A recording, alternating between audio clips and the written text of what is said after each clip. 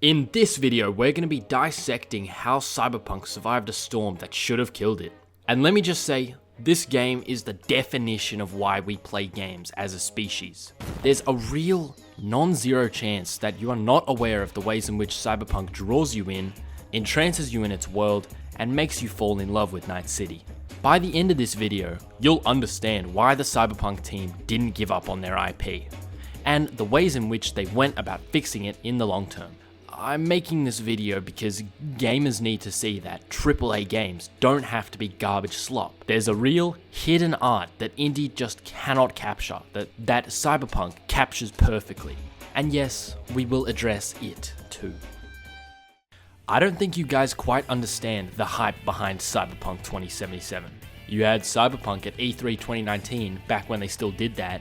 You had Mr. Reddit Gold coming out to promote the game and tell people that they're breathtaking. There was 1,000 fucking trailers promoting everything from the guns to the planned anime that was 5 years out. The point being that Cyberpunk didn't just have a dedicated fandom ready for its launch. It had the weight of the entire world of gaming sitting, waiting patiently for what was essentially Sonic 06. Just to put this into context, the Polish government had bet on Cyberpunk doing well, as CDPR is a Polish company. That's just how insane the hype for this bitch of a game was. And I was there. I bought Cyberpunk day one. Here were my specs for the time. So yeah, it didn't go great with this game, but I certainly tried to play it and beat it. Ultimately, the launch was not only rocky, but broke the trust of the entire world and country of Poland, obliterating Cyberpunk's popularity, and this led it to become one of, if not the biggest disappointments in gaming history. It even made popular video game YouTuber Video Game Donkey unquit YouTube to talk about it. There were flying cars in the non-typical way, NPCs would constantly get spooked and T-pose at the drop of a hat, and be permanently stuck like that.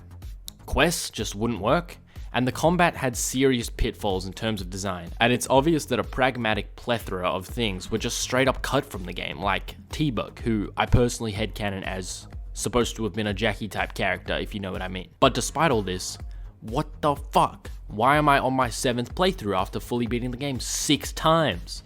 And why does Cyberpunk have 33,000 concurrent players at any given moment?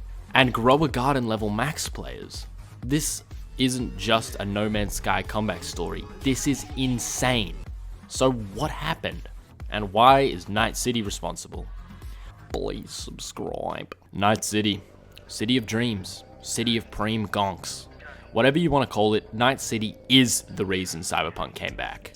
Night City has a diverse ecosystem of NPCs with unique schedules and routines, is what I would say, if the world was perfect. But it's not. However, CDPR did try, and they did inject their passion into it. For every NPC that gets spooked by nothing and jumps out of a wheelchair, there's a uniquely interactive quest that tackles some moral philosophy inherent to the world of Night City. The reason I would personally allow Cyberpunk to be confirmed as redeemed and not a game like Payday 3 is that despite both developers trying with passion, one team locked in and made updates over the years, ultimately fixing and patching and adding things that were promised at launch, until the product is, well, goated.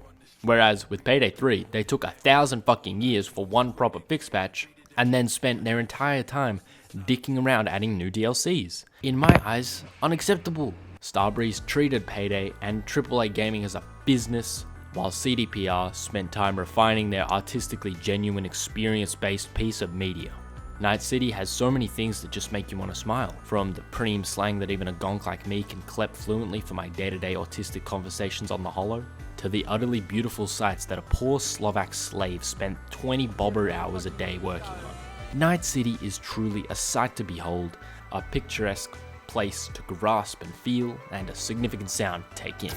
Without Night City, there is no 33,000 concurrent players, even after the launch. I just quickly want to speak on the anime's role in reviving the Mike Pondsmith world in the eyes of the public.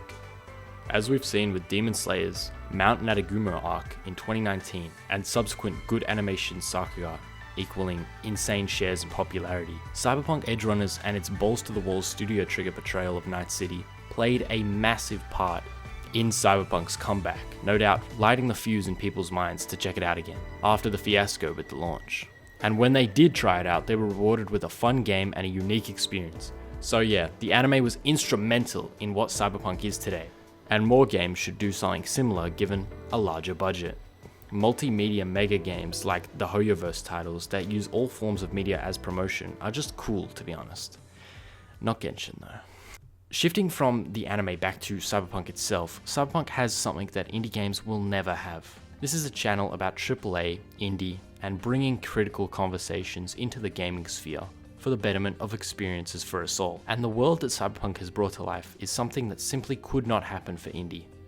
What I'm trying to say is that CDPR, forgive him or not, took Mike Pondsmith's well fleshed out world from page to polygon, and were incredibly faithful. I fucking know Night City better than my own city.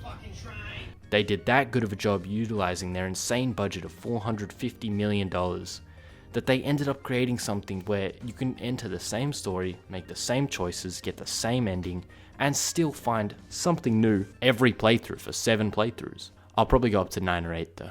I know this just seems like glaze, but do you not want to celebrate when AAA, as fucked up as it has become in 2026, does something sensational?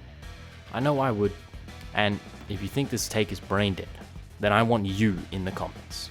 This is usually where people call me delusional, but currently AAA is a piece of shit industry full of garbage slop designed to feed on the wallets of the unaware who don't know any better. It's our job to bring back the passionate experimentalists of a decade or two ago in order to bring back gaming as an art form and put down gaming as strictly a business.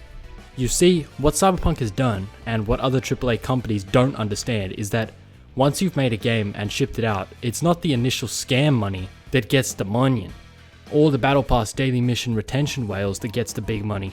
It's the small donation from the millions of passionate folk whose lives were impacted positively, changed, or just given a break from monotony due to your game. But between decade, what the fuck do you know about making games? I know that I can see this phenomenon of games blatantly gutting out passion for profits in the short term when, in reality, there's 1,000 trillion zeptillion people who would love a genuinely unique story of defiance where a black man and a woman in feudal Japan struggle against and overcome the unfair society at the time.